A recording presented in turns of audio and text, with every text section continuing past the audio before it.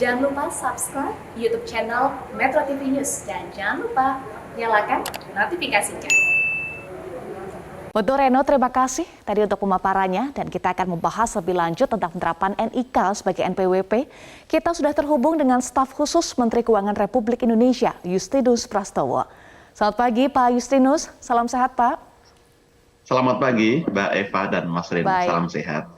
Iya, Pak Justinus, tadi kita sudah simak dipaparkan oleh Reno terkait dengan pernyataan Menteri Keuangan Sri Mulyani. Tetapi bisa dijelaskan lagi apa saja sebetulnya tujuan dari penerapan NIK sebagai NPWP yang bisa dirasakan langsung oleh masyarakat, Pak Justinus? Baik, terima kasih. Tadi terima kasih infografiknya sangat bagus, menjelaskan pada masyarakat secara komprehensif. Jadi para pemirsa Metro TV, integrasi ini sudah merupakan gagasan lama. Dari setidaknya tahun 2004 yang lalu sudah dirancang adanya single identification number yang bisa mengintegrasikan identitas warga negara itu cukup satu dan dikaitkan dengan seluruh aktivitas warga negara atau penduduk. Tujuannya adalah untuk kemudahan administrasi. Tidak perlu setiap orang mengingat-ingat mencatat begitu banyak identitas ketika berurusan dengan layanan publik. Lalu juga pemerintah bisa lebih efektif memberikan layanan kepada masyarakat karena cukup menggunakan satu nomor identitas. Artinya dengan ini semakin terintegrasi, akan memudahkan layanan secara efektif, efisien, dan berdampak lebih baik. Masyarakat juga dimudahkan sehingga mendukung ekonomi kita juga lebih efektif, efisien.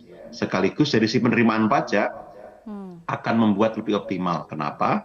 Karena problem pajak itu sebenarnya, Mbak Eva, Mas Reno, adalah mengintegrasikan antara identitas dan aktivitas. Siapa melakukan apa, siapa mempunyai apa. Nah, selama ini kita tahu ada begitu banyak barang mewah dikonsumsi, ada begitu banyak aktivitas bisnis, tetapi tidak kita ketahui siapa yang melakukan, pemiliknya siapa. Dan dalam konteks inilah kita ingin bersama-sama membangun kemudahan di masyarakat dan juga optimalisasi penerimaan pajak di Ditjen Pajak. Baik, Pak Justinus, ini apakah bisa juga dikatakan tujuan dari penggunaan NIK begitu ya sebagai NPWP oleh masyarakat Indonesia nantinya serentak di tahun 2024 ini sebagai salah satu upaya juga supaya tidak ada lagi nih warga negara Indonesia yang dalam tanda kutip menyembunyikan harta kekayaannya? Ya, betul sekali Mas Reno, karena kita tahu prinsip pajak itu gotong royong, ability to pay. Yang mampu mestinya membayar pajak lebih tinggi, lebih besar.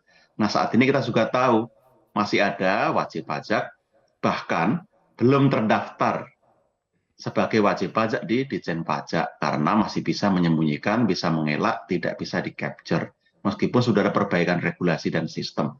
Nah, ke depan dengan adanya ini diharapkan akan menutup lubang itu dan sekaligus mengoptimalkan partisipasi. Betul-betul yang memang mampu akan bayar pajak yang akan digunakan untuk menolong yang tidak mampu. Ini yang sekarang kita tuju dan mudah-mudahan mulai 2024 nanti tidak ada persoalan lagi dengan urusan penghindaran pajak dari sisi wajib pajak terdaftar dan wajib pajak melapor. Tinggal kita lakukan pengawasan materialnya. Apakah yang dilaporkan sudah sesuai? Lalu kita tingkatkan edukasi dan sosialisasi ke masyarakat secara masif. Iya, salah satu tujuannya adalah agar tidak ada lagi yang menyembunyikan pajak, agar penerimaan pajak bisa lebih optimal. Targetnya berapa, Pak Justinus, penerimaan pajak agar bisa lebih optimal? Saya rasa saat ini pemerintah belum punya target spesifik, Mbak Eva, untuk penerapan NIK sebagai NPWP, tetapi kita menyiapkan fondasi dulu. Nanti kita lihat secara gradual, kan tahun ini dimulai NPWP dengan NIK untuk wajib pajak baru. Lalu tahun depan itu sudah mulai integrasi penuh, dan 2024 kita bisa jalankan. Secara gradual kita yakin akan ada peningkatan penerimaan yang cukup signifikan, tapi ini juga tidak lepas dari bagaimana dinamika ekonomi kita nantinya.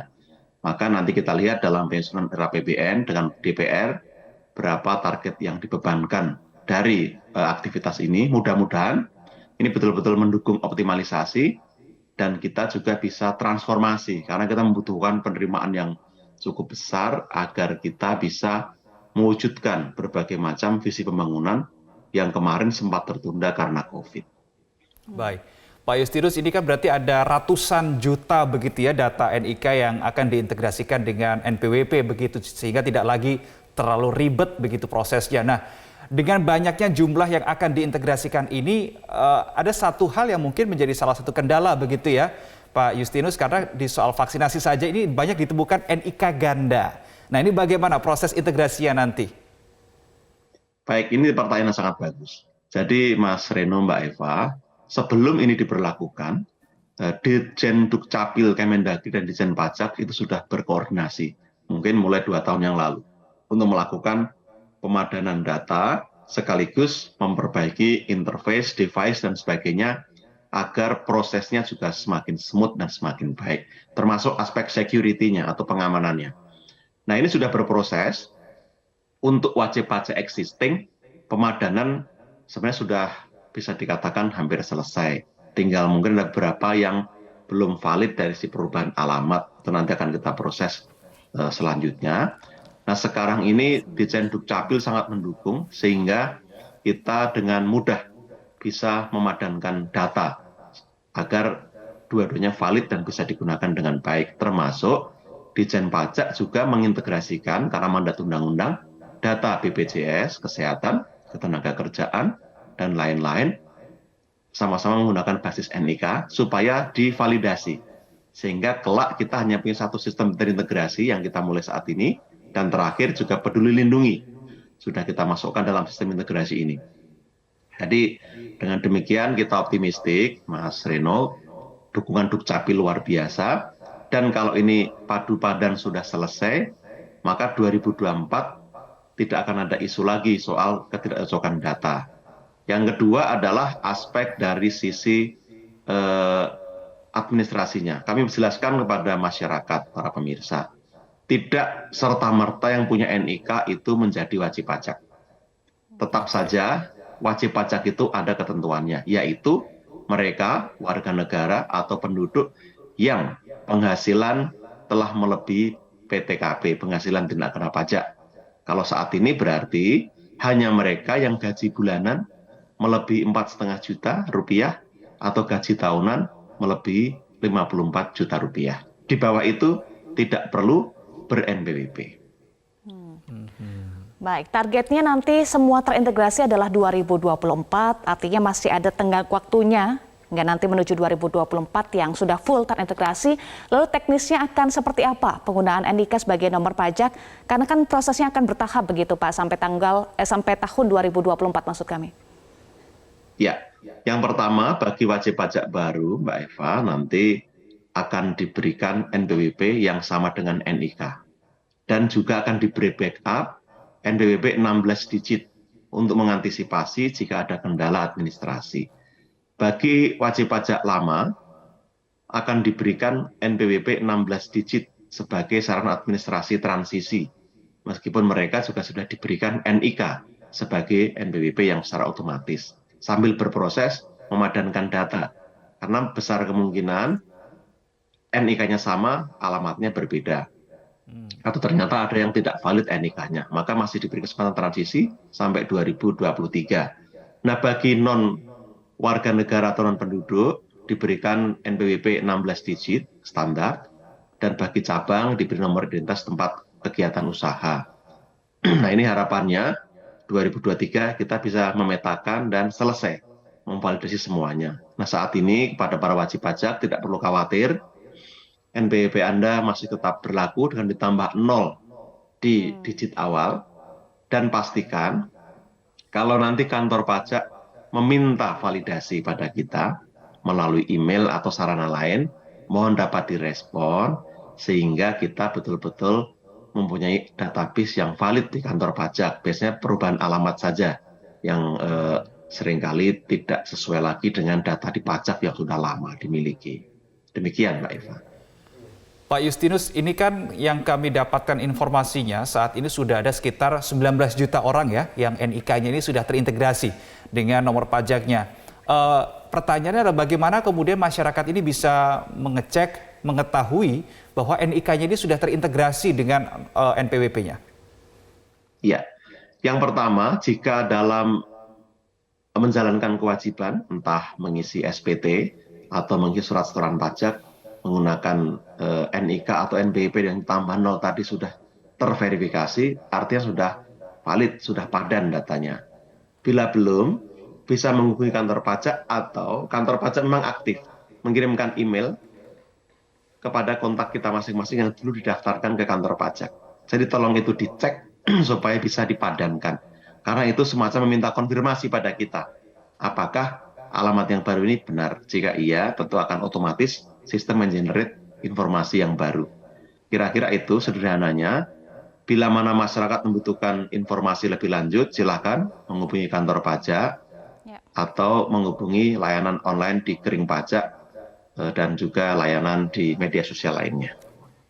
Baik, jadi kami konfirmasi masyarakat hanya perlu membalas emailnya saja untuk update alamat, tidak perlu ke kantor pajak ya, Pak Justinus? Ya, dengan layanan sekarang sudah kontak klik encounter, kita minimalkan aktivitas mendatangi kantor pajak agar masyarakat juga terbantu, maka silahkan nanti melakukan pengecekan pada email atau menggunakan kontak center itu sudah cukup. Baik.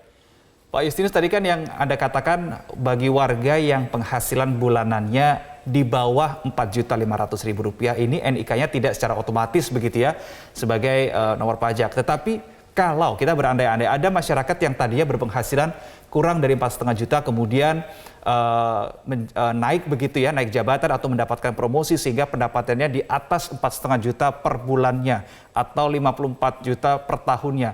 Ini bagaimana kemudian Kementerian Keuangan dalam hal ini Ditjen Pajak ini bisa memonitor hal tersebut? Ya, ini pertanyaan yang bagus. Jadi di Ditjen Pajak sudah ada database NIK seluruh warga negara, seluruh penduduk. Tinggal aktivasinya akan menunggu apakah telah memenuhi syarat atau belum.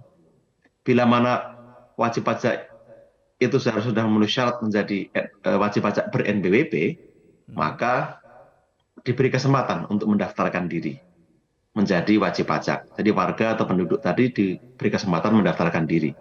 Bila tidak mendaftarkan diri secara sukarela, maka menurut undang-undang kantor pajak dapat menetapkan NPWP jabatan, Mas Reno. Jadi data yang ada tadi otomatis akan menjadi trigger bahwa ada penduduk atau warga yang harusnya sudah ber-NPWP karena aktivitas bisnis atau usaha atau penghasilan tadi.